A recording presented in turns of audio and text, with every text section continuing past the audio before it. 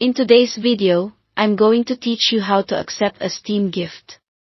We'll walk through opening the gift, adding it to your library, installing it, and, if you ever need to check past gifts, where to find your gift history.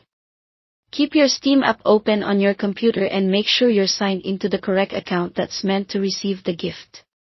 Once you're in, look toward the top of the Steam window for a notification that says something like "One New Gift."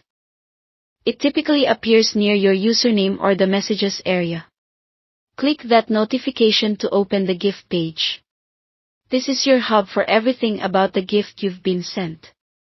On the gift page, take a moment to review the game details and any message from the sender.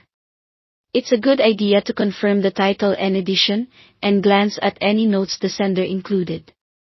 This is also where you can make sure it's the game you were expecting and that you're ready to add it to your account. When you're set, click Accept Gift to move forward. Steam will then ask how you want to receive it. Choose to add it directly to your game library.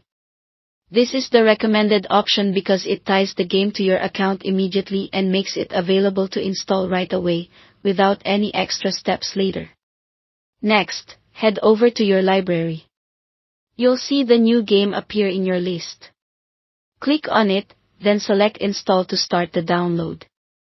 Pick your install location if prompted, and let Steam handle the rest.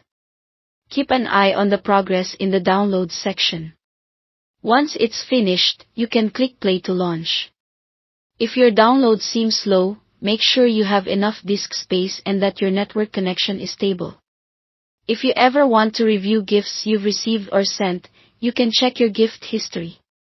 Click your profile username at the top of the Steam window to open the drop-down menu, then select Inventory.